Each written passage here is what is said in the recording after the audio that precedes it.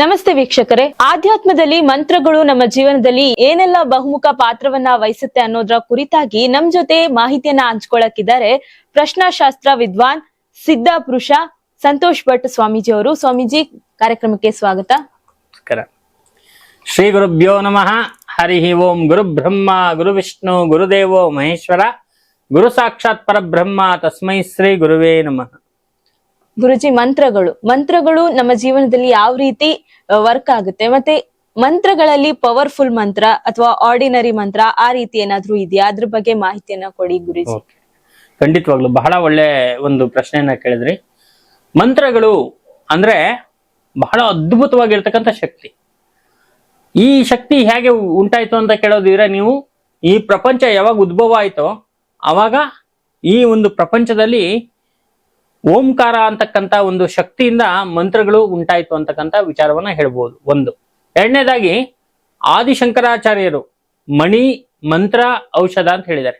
ಮಣಿ ಅಂತ ಹೇಳಿದ್ರೆ, ನಾವು ಹಿಂದಿನ ಎಪಿಸೋಡ್ ಅಲ್ಲಿ ನಾವು ಹೇಳಿದಾಗೆ ಹಳ್ಳುಗಳು, ನವರತ್ನಗಳು, ಈ ವಿಚಾರ. ಇನ್ನು ಮಂತ್ರದ ಬಗ್ಗೆ ಇವಾಗ ಆದಿಶಂಕರಾಚಾರ್ಯರು ಏನು ಹೇಳಿದ್ದಾರೆ ಅಂದ್ರೆ, ಈ ಒಂದು ಮಂತ್ರಗಳಿಂದ ಮನುಷ್ಯ ಏನನ್ನಾದ್ರೂ ಪಡ್ಕೋಬಹುದು. ಮಂತ್ರಾಧೀನಂತೂ ದೈವತಃ, ದೇವತೆಗಳೇ ಮಂತ್ರದ ಅಧೀನದಲ್ಲಿದೆ, ಅಂದ್ರೆ ಮಂತ್ರದ ಕಂಟ್ರೋಲ್ ಅಲ್ಲೇ ಇದೆ ದೇವತೆಗಳೆಲ್ಲ ಅಂತ ಹೇಳ್ತಾರೆ. ಸೊ ಹಾಗಾಗಿ ಮಂತ್ರದ ಶಕ್ತಿ ಬಹಳ ಅದ್ಭುತವಾಗಿರ್ತಕ್ಕಂಥ ಶಕ್ತಿ. ಗುರುಜಿ, ಮಂತ್ರ ಇಷ್ಟೊಂದು ಚೆನ್ನಾಗಿ ವರ್ಕ್ ಆಗಕ್ಕೆ ಕಾರಣ ಏನು? ಈ ಮಂತ್ರದ ಶಕ್ತಿ ಏನು? ನೋಡಿ, ಮಂತ್ರಶಕ್ತಿ ಹೇಗೆ ವರ್ಕ್ ಆಗುತ್ತೆ ಅಂತಕ್ಕಂಥ ವಿಚಾರ ನೋಡಿ. ಮಂತ್ರಶಕ್ತಿ ಯಾವತ್ತು ವರ್ಕ್ ಆಗ್ಬೇಕು ಅಂತ ಹೇಳಿದ್ರೆ ಅದಕ್ಕೆ ಆಗಿರ್ತಕ್ಕಂಥ ಒಂದು ಒಂದು ಚೌಕಟ್ಟಿದೆ. ಹೌದು. ಮಂತ್ರಶಕ್ತಿ ವರ್ಕ್ ಆಗ್ಬೇಕು ಅಂತ ಹೇಳಿದ್ರೆ, ಈಗ ನಮ್ಗೆ ಈ ಒಂದು ದೇಹದಲ್ಲಿ ಯಾವ ತರ ಜೀವ ಇದೆ, ಆ ಜೀವ ಇರೋದ್ರಿಂದ ನಾವು ಏನಾದ್ರೂ ಒಂದು ಮಾಡಕ್ಕಾಗ್ಲಿ ಅಥವಾ ಏನಾದ್ರೂ ಒಂದು ಹೇಳಕ್ಕಾಗ್ಲಿ ನಮ್ಗೆ ಶಕ್ತಿ ಇರುತ್ತೆ. ಅದೇ ತರ ಮಂತ್ರಕ್ಕೂ ಕೂಡ ಜೀವ ಇದೆ. ಆ ಮಂತ್ರಕ್ಕೆ ಜೀವ ಏನು ಅಂತ ಹೇಳಿದ್ರೆ, ಆ ಮಂತ್ರದ ಹಿಂದೆ ಇರ್ತಕ್ಕಂಥ ಒಂದು ವಿಶೇಷವಾಗಿರ್ತಕ್ಕಂಥ ಒಂದು ಶಕ್ತಿಯುತವಾಗಿರ್ತಕ್ಕಂಥ ಕೆಲವು ಸಿದ್ಧಿಗಳು, ಮಂತ್ರಗಳು. ಆ ಒಂದು ಮಂತ್ರಗಳನ್ನ ಹೇಳಿದಾಗ ಈ ಒಂದು ವಿಶೇಷವಾಗಿರ್ತಕ್ಕಂಥ ಮಂತ್ರ ಬಹಳ ಒಂದು ಅದ್ಭುತವಾಗಿರ್ತಕ್ಕಂಥ ಕೆಲಸ ಮಾಡುತ್ತೆ. ಮಂತ್ರಕ್ಕೆ ವಿಶೇಷವಾಗಿರ್ತಕ್ಕಂಥ ಶಕ್ತಿ ಹೇಗೆ ಅಂತ ಹೇಳಿದ್ರೆ ನೋಡಿ, ವಿಶೇಷವಾಗಿ ಮಂತ್ರಗಳಿಗೆ ಶಾಪ ಇದೆ. ಎಲ್ಲಾ ಮಂತ್ರಗಳಿಗೂ ಶಾಪ ಇದೆ. ಆ ಶಾಪ ಇರೋದ್ರಿಂದ ಯಾರಾದ್ರೂ ಮಂತ್ರ ಹೇಳಿದ ತಕ್ಷಣ ಅವ್ರಿಗೇನು ಅನುಕೂಲ ಆಗಲ್ಲ. ಯಾವುದೇ ಮಂತ್ರ ಆಗಿರ್ಲಿ, ಆ ಮಂತ್ರವನ್ನ ಹೇಳ್ಬೇಕಾದ್ರೆ ಫಸ್ಟ್ ಆ ಮಂತ್ರಕ್ಕಿರುವಂತ ಶಾಪ ತಕ್ಕೋಬೇಕು. ಈ ಚೌಕಟ್ಟನ್ನ ಹೇಳ್ತಾ ಇದೀನಿ ನಾನು, ಯಾವ ತರ ಹೇಳ್ಬೇಕು, ಯಾವ ತರ ಮಾಡ್ಬೇಕು ಅಂತ. ಆ ಒಂದು ಶಾಪವನ್ನ ತಕ್ಕೋಬೇಕು ಮೊದಲನೇದಾಗಿ. ಎರಡನೇದಾಗಿ, ಮಂತ್ರಕ್ಕೆ ಜೀವವನ್ನ ಕೊಡ್ಬೇಕು, ಪ್ರಾಣವನ್ನ ಕೊಡ್ಬೇಕು. ಮೂರನೇದಾಗಿ, ಮಂತ್ರಕ್ಕೆ ಶಕ್ತಿಯನ್ನ ಕೊಡ್ಬೇಕು. ಇನ್ನ ನಾಲ್ಕನೇದಾಗಿ, ಆ ಮಂತ್ರವನ್ನ ಉಚ್ಚಾರಣೆ ಮಾಡ್ಬೇಕಾದ್ರೆ ಎಷ್ಟು ಸಲ ನಾವು ಮಾಡಬೇಕು, ಹೇಗೆ ಮಾಡಬೇಕು, ನಾವು ಹೇಗಿರ್ಬೇಕು ಅಂತಕ್ಕಂಥ ವಿಚಾರ ಎಲ್ಲ ಗೊತ್ತಿರಬೇಕು.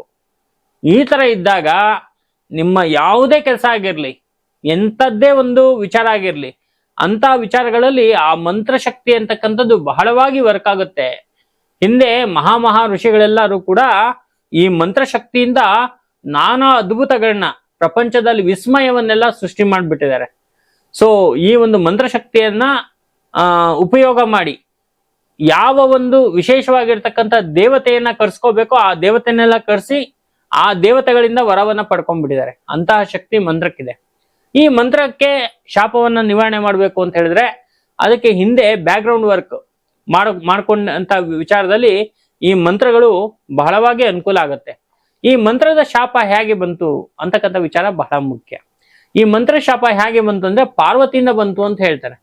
ಮಂತ್ರಕ್ಕೆ ಪಾರ್ವತಿಯಿಂದ ಶಾಪ ಬಂತು. ಯಾಕಂದ್ರೆ ಅಸುರರು, ಯಾರು ಅಸುರರು ಅಂದ್ರೆ ರಾಕ್ಷಸರು, ಮತ್ತೆ ಈ ಪಿಶಾಚಿಗಳು, ಪ್ರೇತಗಳು, ಭೂತಗಳು ಇವೆಲ್ಲ ಸೇರ್ಕೊಂಡು ಮಂತ್ರಗಳು ಹೇಳ್ತಾ ಇದ್ರು. ಹೇಳ್ಕೊಂಡು ಕರೆದ ತಕ್ಷಣ ಎಲ್ಲ ಬರ್ಬೇಕಾಗಿತ್ತು, ಮಂತ್ರಕ್ಕೆ ಬರ್ದೇ ಇರೋರು ಯಾರು ಇಲ್ಲ. ಹಂಗಾಗಿ ಪಾರ್ವತಿ ಏನ್ ಮಾಡಿದ್ಲು, ಈ ಇಡೀ ಮಂತ್ರಕ್ಕೆ ಒಂದು ಶಾಪವನ್ನು ಕೊಟ್ಲು. ಅದು ಸಿದ್ಧಿ ಆಗ್ಬೇಕು ಅಂದ್ರೆ ಅದಕ್ಕೆ ಒಂದು ಜೀವವನ್ನು ಕೊಡ್ಬೇಕು ಅಂತಕ್ಕಂಥ ವಿಚಾರ ಬಂತು. ಹಾಗಾಗಿ ಈ ಒಂದು ಮಂತ್ರಕ್ಕೆ ಕರೆಕ್ಟ್ ಆಗಿರ್ತಕ್ಕಂಥ ಒಂದು ಜೀವವನ್ನು ಕೊಟ್ಟು ಆ ಶಾಪವನ್ನು ನಿವಾರಣೆ ಮಾಡಿ, ಮತ್ತೆ ಮುಂದೆ ಆ ಒಂದು ಮಂತ್ರಕ್ಕೆ ಒಂದು ವಿಶೇಷವಾಗಿರ್ತಕ್ಕಂಥ ಶಕ್ತಿಯನ್ನ ತುಂಬಿ ಹೇಳೋದಾದ್ರೆ ಯಾವುದೇ ಒಂದು ವಿಚಾರ ಆಗಿರ್ಲಿ, ಎಂಥದೇ ಒಂದು ಕೆಲಸ ಆಗಿರ್ಲಿ, ಅದು ಇಮಿಡಿಯೇಟ್ ಆಗಿ ಆಗುತ್ತೆ. ನಾವು ಎಷ್ಟೋ ಜನಕ್ಕೆ ಪಾಪ ತುಂಬಾ ಬಡವರು ಇರ್ತಾರೆ, ಅವ್ರ ಕೈಲಿ ಆಗೋದಿಲ್ಲ. ಆದ್ರೆ ಅವ್ರಿಗೆ ಒಂದು ಶ್ರದ್ಧೆ, ಭಕ್ತಿ, ವಿಶ್ವಾಸ ಇರುತ್ತೆ. ಅವರಿಗೆಲ್ಲ ಕೆಲವು ಮಂತ್ರಗಳನ್ನ ನಾವು ದೀಕ್ಷೆ ತರ ಕೊಟ್ಬಿಟ್ಟಿದೀವಿ. ಆ ಒಂದು ಮಂತ್ರವನ್ನ ಮಾಡ್ಕೊಂಡೆ ಅವರು ನಾನಾ ರೀತಿಯಾಗಿರ್ತಕ್ಕಂಥ ಅನುಕೂಲವನ್ನ ಪಡ್ಕೊಂಡಿದ್ದಾರೆ. ತುಂಬಾ ವಿಶೇಷವಾಗಿರ್ತಕ್ಕಂಥ ಅನುಕೂಲಗಳು ಅವ್ರಿಗೆಲ್ಲರಿಗೂ ಆಗಿದೆ. ಹಾಗಾಗಿ ಮಂತ್ರಕ್ಕೆ ತುಂಬಾ ಶಕ್ತಿ ಇದೆ ಅಂತಕ್ಕಂಥ ವಿಚಾರವನ್ನ ನಾವು ಹೇಳ್ಬೋದು. ಇನ್ನು ಗುರುಜಿ, ಈ ಮಂತ್ರಗಳನ್ನ ಯಾರ್ ಬೇಕಾದ್ರೂ ಎಲ್ಲಿ ಬೇಕಾದ್ರೂ ಹೇಳ್ಬೋದಾ, ಅಥವಾ ಅದಕ್ಕೆ ಆದ ನಿಯಮಗಳು ಆತರ ಏನಾದ್ರೂ ಇದೆಯಾ ಗುರುಜಿ? ನೋಡಿ, ಮಂತ್ರವನ್ನ ಯಾರು ಬೇಕಾದ್ರೂ ಎಲ್ಲಿ ಬೇಕಾದ್ರೂ ಹೇಳಕ್ ಆಗಲ್ಲ. ಈ ಮಂತ್ರವನ್ನ ಹೇಳ್ಬೇಕು ಅಂತ ಹೇಳಿದ್ರೆ ಒಂದು ಒಳ್ಳೆಯ ಒಂದು ಸ್ಥಳ ಬೇಕಾಗತ್ತೆ. ಯಾವುದು ಆ ಪಾಸಿಟಿವ್ ಸ್ಥಳ ಅಂದ್ರೆ ದೇವಾಲಯ, ಮನೆಯಲ್ಲಿ ದೇವ್ರ ಮನೆ, ಅಥವಾ ಯಾರು ಇಲ್ಲದೆ ಇರ್ತಕ್ಕಂಥ ಉದ್ಯಾನವನ, ಆರಾಮಾಗಿ ಕುತ್ಕೋಬೇಕು. ಯಾರು ಇಲ್ಲ ಅಂತ ಹೇಳಿದ್ರೆ ಒಂದು ಪ್ರಶಾಂತವಾಗಿರ್ತಕ್ಕಂಥ ಒಂದು ಸ್ಥಳ. ಇಂತಹ ಒಂದು ಸ್ಥಳದಲ್ಲಿ ಇಂತಹ ಒಂದು ವಿಚಾರದಲ್ಲಿ ವಿಶೇಷವಾಗಿ ಆ ಮಂತ್ರಗಳು ಒಲಿಯುತ್ತೆ. ಮತ್ತೆ ಈ ಮಂತ್ರಗಳನ್ನ ಸುಮ್ನೆ ನಾವೇ ನೋಡ್ಕೊಂಡು ಆ ಮಂತ್ರಗಳನ್ನ ಹೇಳುವಂತದ್ದಲ್ಲ. ಆ ಮಂತ್ರವನ್ನ ಯಾವತ್ತಿಗೂ ಕೂಡ ಗುರುಗಳಿಂದ ದೀಕ್ಷೆ ಪಡ್ಕೋಬೇಕು. ಆ ದೀಕ್ಷೆ ಮುಖಾಂತರ ತಗೊಂಡು ಮಂತ್ರ ಉಚ್ಚಾರಣೆ ಮಾಡಿದಾಗ ಮಾತ್ರ ನಮ್ಗೆ ಅನುಕೂಲ ಆಗತ್ತೆ. ಈಗ ನೋಡಿ, ಬ್ರಾಹ್ಮಣರಲ್ಲಿ ಏನ್ ಮಾಡ್ತಾರೆ ಅಂತ ಹೇಳಿದ್ರೆ ಗಾಯತ್ರಿ ಮಂತ್ರ ಅಂತಕ್ಕಂಥ ಹೇಳ್ತಾರೆ. ಆ ಗಾಯತ್ರಿ ಮಂತ್ರ ಹೇಳ್ಬೇಕಾದ್ರೆ ಅವರಿಗೆ ಜನ್ವರ ಹಾಕಿಸ್ತಾರೆ, ಗುರು ಮುಖೇನ ಉಪದೇಶವನ್ನ ಕೊಡ್ತಾರೆ, ಇಂಥ ಮಂತ್ರವನ್ನ ಹೇಳ್ಬೇಕು ನೀನು ಅಂತ. ಹಾಗಾಗಿ ಪ್ರತಿ ಮಂತ್ರಕ್ಕೂ ಕೂಡ ಗುರುವಿಂದ ದೀಕ್ಷೆ ತಗೊಂಡು ಯಾರು ಬೇಕಾದ್ರೂ ಹೇಳ್ಬೋದು. ಇವ್ರು ಹೇಳ್ಬಾರ್ದು, ಇವ್ರು ಆ ಒಂದು ಇದು ಈ ಕುಲ ಅದೆಲ್ಲ ಏನೂ ಇಲ್ಲ. ಮಂತ್ರನ ಪ್ರತಿಯೊಬ್ರು ಕೂಡ ಹೇಳ್ಬೋದು. ನಾವು ತಿಂತೀವಿ, ನಾವು ತಿನ್ನಲ್ಲ, ಇದೆಲ್ಲ ಏನೂ ಇಲ್ಲ.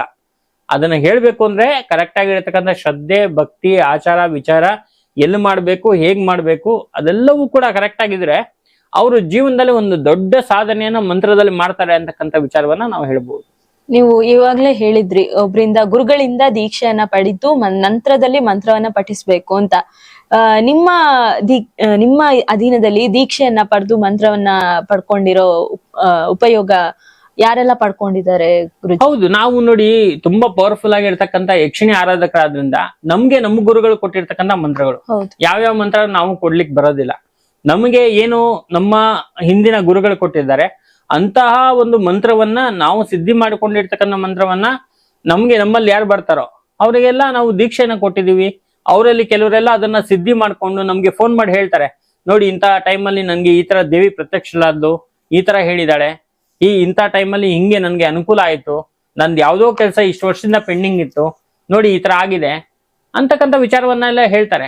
ಇದಕ್ಕೆಲ್ಲ ಕಾರಣ ಏನು ಅಂದ್ರೆ ಅವರು ಮಾಡಿರ್ತಕ್ಕಂಥ ಒಂದು ವಿಶೇಷವಾಗಿರ್ತಕ್ಕಂಥ ಮಂತ್ರಸಿದ್ಧಿ. ಆ ಮಂತ್ರಸಿದ್ಧಿಯಿಂದಾನೇ ಅವರ ಕೆಲಸಗಳೆಲ್ಲ ಆಗತ್ತೆ. ಆದ್ರೆ ಅದಕ್ಕೆ ನಮ್ಮಲ್ಲಿ ಬರುವಂತವರಿಗೆ ನಾವು ಫಸ್ಟ್ ಅದ್ರ ನಿಯಮವನ್ನೆಲ್ಲ ಹೇಳ್ತೀವಿ, ಯಾವ ತರ ಮಾಡ್ಬೇಕು, ಏನ್ ಮಾಡ್ಬೇಕು ಅಂತ. ಈಗ ಒಂದು ಸಾಮಾನ್ಯವಾಗಿರ್ತಕ್ಕಂಥ ಒಂದು ವಿಶೇಷವಾಗಿರ್ತಕ್ಕಂಥ ಅದ್ಭುತ ಮಂತ್ರಗಳಿದ್ರು ಕೂಡ ಆ ಒಂದು ಮಂತ್ರಕ್ಕೆ ನಾವು ವಿಶೇಷವಾಗಿರ್ತಕ್ಕಂಥ ಜೀವವನ್ನು ಕೊಡ್ಬೇಕು. ಈಗ ಉದಾಹರಣೆಗೆ ಒಂದು ಗಣಪತಿ ಮಂತ್ರವನ್ನ ನಾವು ಮೂಲ ಮಂತ್ರ ಇದೆ, ಶ್ಲೋಕ ಮಂತ್ರ ಇದೆ. ಶ್ಲೋಕ ಮಂತ್ರ ಅಂದ್ರೆ ವಕ್ರತುಂಡ ಮಹಾಕಾಯ ಕೋಟಿ ಸೂರ್ಯ ಸಮಪ್ರಭ, ಇದು ಶ್ಲೋಕ ಮಂತ್ರ. ಇದನ್ನ ಯಾರು ಬೇಕಾದ್ರೂ ಹೇಳ್ಬೋದು, ಅವ್ರು ಹೇಳ್ಬೇಕು ಇವ್ರು ಹೇಳ್ಬೇಕು ಅಂತಕ್ಕಂಥದ್ದು ಇಲ್ಲ. ಮತ್ತೆ ಈ ಮಂತ್ರದಿಂದ ಏನಾದ್ರು ಪ್ರಯೋಜನ ಇದೆಯಾ? ಇಲ್ಲ. ನಮ್ಮ ಆಧ್ಯಾತ್ಮಿಕ, ನಮ್ಮ ಮನಸ್ತೃಪ್ತಿಗೆ ಇದನ್ನ ಹೇಳುವಂತದ್ದು. ಅದೇ ಗಣಪತಿ ಮಂತ್ರ ಓಂ ಶ್ರೀಂ ಹ್ರೀಂ ಕ್ಲೀಂ ಗ್ಲೌಂ ಗಂ ಗಣಪತಯೇ ವರವರದ ಸರ್ವಜನಮ್ಮೆ ವಶಮಾನಾಯ ಸ್ವಾಹ, ಇದು ಮೂಲ ಮಂತ್ರ. ಈ ಮಂತ್ರವನ್ನ ಹೇಳ್ಬೇಕಾದ್ರೆ ಇದ್ರ ಹಿಂದೆ ಆ ಮಂತ್ರಕ್ಕೆ ಜೀವವನ್ನು ಕೊಡ್ಬೇಕು, ಆ ಮಂತ್ರಕ್ಕೆ ಶಕ್ತಿಯನ್ನ ತುಂಬಬೇಕು, ಆ ಮಂತ್ರಕ್ಕೆ ಶಾಪವನ್ನ ನಿವಾರಣೆ ಮಾಡ್ಬೇಕು. ಇದೆಲ್ಲವೂ ಮಾಡಿದಾಗ ಮಂತ್ರ ತುಂಬಾ ಚೆನ್ನಾಗಿ ವರ್ಕ್ ಆಗತ್ತೆ ಅಂತಕ್ಕಂಥ ವಿಚಾರವನ್ನ ಹೇಳ್ಬೋದು. ಗುರುಜಿ, ಒಟ್ಟಾರೆಯಾಗಿ ಒಬ್ಬ ಮನುಷ್ಯ ಈ ಮಂತ್ರಗಳ ಸಹಾಯದಿಂದ ಏನನ್ನ ತನ್ನ ಜೀವನದಲ್ಲಿ ಪಡ್ಕೋಬಹುದು, ಅವನ ಜೀವನದಲ್ಲಿ ಏನನ್ನ ಸಾಧಿಸಬಹುದು ಗುರುಜಿ?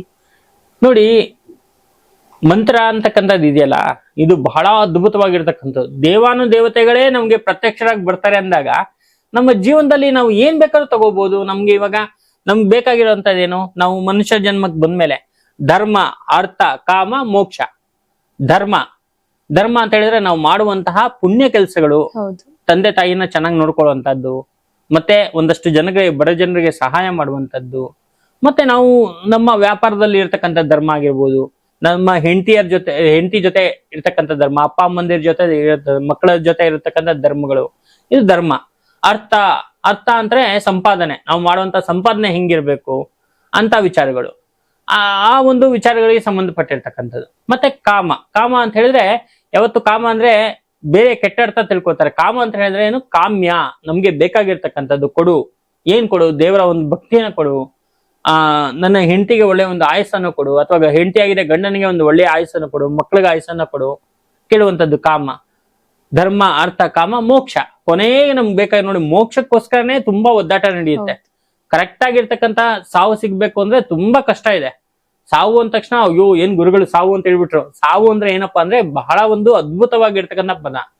ಅದು ತುಂಬಾ ಚೆನ್ನಾಗಿ ಸಿಗ್ಬೇಕು, ಆರಾಮಾಗಿರ್ಬೇಕು, ಶಾಂತವಾಗಿರ್ಬೇಕು, ಏನು ಒಂದು ಅದರಲ್ಲಿ ಲೋಪಗಳು ಬರಬಾರ್ದು. ಅಂದ್ರೆ ನಾವು ಬ್ಯಾಕ್ ಗ್ರೌಂಡ್ ಅಲ್ಲಿ ಇದೆಲ್ಲ ಮಾಡಿರ್ತೀವಲ್ಲ, ಇದೆಲ್ಲವೂ ಅದಕ್ಕೆ ಕಾರಣವಾಗುತ್ತೆ. ಆತರ ಮೋಕ್ಷವನ್ನ ನಾವು ಪಡ್ಕೋಬೇಕು ಅಂದ್ರೆ ಈ ಮಂತ್ರ ಈ 4ಕ್ಕೂ ಕೂಡ ತುಂಬಾ ಅನುಕೂಲವನ್ನ ಮಾಡ್ಕೊಡುತ್ತೆ. ಈಗ ಕಾಮ ನಮ್ಗೆ ಬೇಕು ಅಂದಾಗ ನಾವು ಅದನ್ನ ಈಸಿಯಾಗಿ ನಮ್ಗೆ ದೇವ್ರು ಕೊಡೋದಿಲ್ಲ. ಯಾಕಂದ್ರೆ ನಾವು ಹಿಂದಿನ ಜನ್ಮದಲ್ಲಿ ಮಾಡಿರ್ತಕ್ಕಂಥ ಕರ್ಮಗಳು ಇರ್ತವೆ, ಅಥವಾ ಏನಾದ್ರು ಒಂದು ಸಮಸ್ಯೆಗಳಿಂದ ನಾವು ಒದ್ದಾಡ್ತಾ ಇರ್ತೀವಿ. ಈ ಜನ್ಮದಲ್ಲೇ ಹಿಂದಿನ ಒಂದು ಇದಿರುತ್ತೆ, ಶಾಪ ದೋಷಗಳಿರುತ್ತೆ. ಅದೆಲ್ಲವೂ ತೆಕ್ಕೋಬೇಕು ಅಂದ್ರೆ ನಮ್ಗೆ ಮಂತ್ರಗಳು ತುಂಬಾ ಸಹಾಯ ಮಾಡುತ್ತೆ. ಮತ್ತೆ ನಾವು ಧರ್ಮವಂತರಾಗ್ಬೇಕು ಅಂದ್ರೆ ನಮ್ಗೆ ಯಾರೋ ಏನೋ ಒಂದು ಕೊಟ್ಟಿರ್ತಾರೆ, ನಮ್ಗೆ ಬೇಕಾದಷ್ಟಿದೆ, ನಾವು ಇನ್ನೊಬ್ರು ಕೊಡ್ಬೇಕು ಅಂತ ಹೇಳಿದ್ರು ಅಲ್ಲಿ ಒಂದು ಧರ್ಮ ನಮ್ ಪುಣ್ಯದ ಅಕೌಂಟ್ ಅಲ್ಲಿ ಇರ್ಬೇಕು, ಅವಾಗಲೇ ಕೊಡಕ್ಕಾಗೋದು. ಅದಕ್ಕೂ ಕೂಡ ಮಂತ್ರಗಳು ಸಹಾಯ ಮಾಡುತ್ತೆ. ಮತ್ತೆ ನಾವು ಸಂಪಾದನೆ ಮಾಡುವಂತದ್ದು ಅರ್ಥ ಅಂದ್ರೆ ದುಡ್ಡು, ಹಣ. ಅದನ್ನ ಸಂಪಾದನೆ ಮಾಡ್ಬೇಕು ಅಂದ್ರೂ ಕೂಡ ಆ ಹಣ ನಮ್ಮಲ್ಲಿ ಇನ್ನೊಬ್ಬನ ಜೋಬಿಂದ ನಮ್ ಜೋಬಿಗೆ ಬರ್ಬೇಕು ಅಂದ್ರೆ ಅದಕ್ಕೆ ದೇವರ ಆಶೀರ್ವಾದ ಇರಬೇಕು, ಮಂತ್ರಗಳ ಸಹಾಯ ನಮ್ಗೆ ಬೇಕಾಗುತ್ತೆ. ಹಾಗಾಗಿ ಮನುಷ್ಯನ ಪ್ರತಿಯೊಂದು ಹೆಜ್ಜೆ ಹೆಜ್ಜೆಯಲ್ಲೂ ಕೂಡ ಮಂತ್ರ ಅಂತಕ್ಕಂಥದ್ದು ಬಹಳವಾಗಿ ಕೆಲಸ ಮಾಡುತ್ತೆ. ಈ ಒಂದು ಮಂತ್ರವನ್ನ ಕರೆಕ್ಟ್ ಆಗಿರುವಂತ ರೀತಿಯಲ್ಲಿ ಹೇಳ್ಬೇಕು, ಆಯ್ತಾ. ನಾವು ಏನು ಈಗ ಬಂದಂತ ನಮ್ಮ ಶಿಷ್ಯಂದರಿಗೆಲ್ಲ ದೀಕ್ಷೆನ ಕೊಡ್ತಾ ಇರ್ತೀವಿ, ಆತರ ದೀಕ್ಷೆಗಳನ್ನ ತಗೋಬೇಕು, ಕರೆಕ್ಟ್ ಆಗಿ ಹೇಳ್ಬೇಕು. ಮತ್ತೆ ಮುಂದೆ ಇದೇ ತರ ಕರೆಕ್ಟ್ ಆಗಿ ನಡ್ಸ್ಕೊಂಡು ಹೋದಾಗ ಅನುಕೂಲಗಳು ಬಹಳವಾಗಿ ಆಗುತ್ತೆ ಅಂತಕ್ಕಂಥ ವಿಚಾರವನ್ನ ನಾವು ಹೇಳ್ಬೋದು. ಕೇಳಿದ್ರಲ್ಲ ವೀಕ್ಷಕರೇ, ಒಬ್ಬ ಮನುಷ್ಯನ ಜೀವನದಲ್ಲಿ ಮಂತ್ರಗಳು ಎಷ್ಟರ ಮಟ್ಟಿಗೆ ಚಮತ್ಕಾರವನ್ನ ನಡೆಸುತ್ತೆ ಅಂತ ಹೇಳಿ. ಮತ್ತೊಂದು ಕಾರ್ಯಕ್ರಮದೊಂದಿಗೆ ಗುರೂಜಿಯನ್ನ ಭೇಟಿ ಮಾಡೋಣ. ಧನ್ಯವಾದ. ನಮಸ್ಕಾರ.